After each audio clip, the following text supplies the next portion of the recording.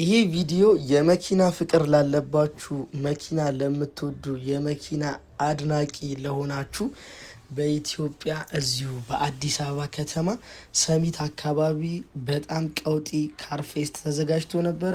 እኔም ቦታው ላይ ተገኝቼ በቦታው ላይ የነበሩትን መኪኖች እንዲሁም ወጣቶች ድሪፍት ሲያደርጉ የመኪናቸውን የኢንጂን ድምፅ፣ የተለያዩ ሁኔታዎችን ቀርጬ ለእናንተ ይዤላችሁ መጥቻለሁኝ። ሰላም እንዲናችሁ ውድ ዲጂናቲ ካር ማርኬት ቤተሰቦች፣ በቅድሚያ የሰብስክራይብ ምልክቷን በመጫን ቤቱ አባል እየሆናችሁ እዚህ ዩቲዩብ ቻናል ላይ የተለያዩ የሚሸጡ መኪኖች ይለቀቃሉ።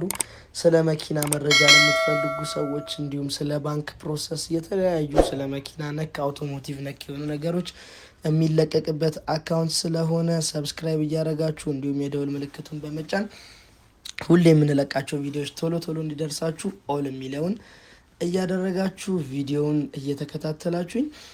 ይህ ፕሮግራም ቶኪዮ አዲስ ፌስት ነበር ያዘጋጀው። በጣም ቆንጆ ፕሮግራም ነበረ። የተለያዩ ክላሲክ የሆኑ መኪኖች መጥተው ነበረ በቦታው። በጣም ብዙ ኢትዮጵያ ውስጥ የመኪና ፍቅር ያላቸው ሰዎች እንዳሉም ተገንዝቤያለሁኝ። በጣም ብዙ ሰው ስለነበረ በቦታው ላይ በጣም ብዙ ቆንጆ ነገሮችም ነበሩ።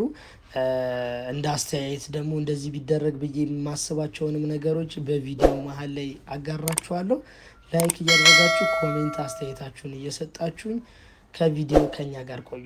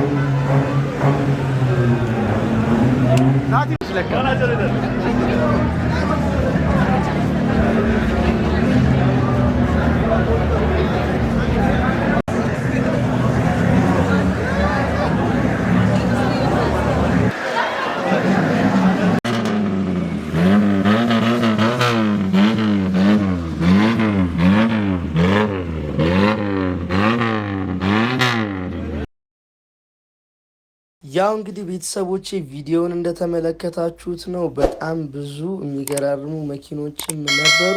እንዲሁም ደግሞ እዚህ ቦታ ላይ ያልመጡ በጣም የሚገራርሙ ደግሞ መኪኖችም አሉ። በቀጣይ ባዛር በሚዘጋጅበት ጊዜ እየተዘጋጁ ያሉ የሚመጡ አሉ። እሱንም ደግሞ በቪዲዮ እንደዚሁ አጋራችኋለሁኝ።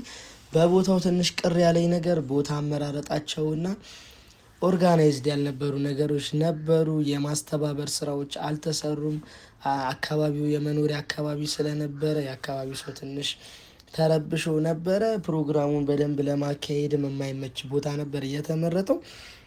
በዛ ላይ ደግሞ ብዙ የምናስባቸው ትላልቅ ሰዎች ብለን የምናስባቸው እድሜያቸው ከፍ ያሉ ሰዎች ቢኖሩ ትንሽ ኦርጋናይዝድ ማድረግ ይቻል ነበረ። አብዛኛውን ግን ወጣትና ቲኔጀሮች ስለነበሩ ትንሽ ወከባ ነበረ። ከዛ ውጭ ባለው ግን መኪኖቹ ሁሉ ነገር ቆንጆ የነበረ ፕሮግራም ነው። አብዛኛውን ወጣቶች ግን ያየሁትኝ በብዛት ድምፅ ላይ ጭስ ማውጫ ላይ ምናምን ነው ፎከስ ያደርጉ የነበረው። ትንሽ የመኪናቸው ቦዲዎች አብዛኞቹ የተጎዱ ናቸው። ብዙም ለቦዲያቸው ጥንቃቄ የሚያደርጉ አልነበሩም።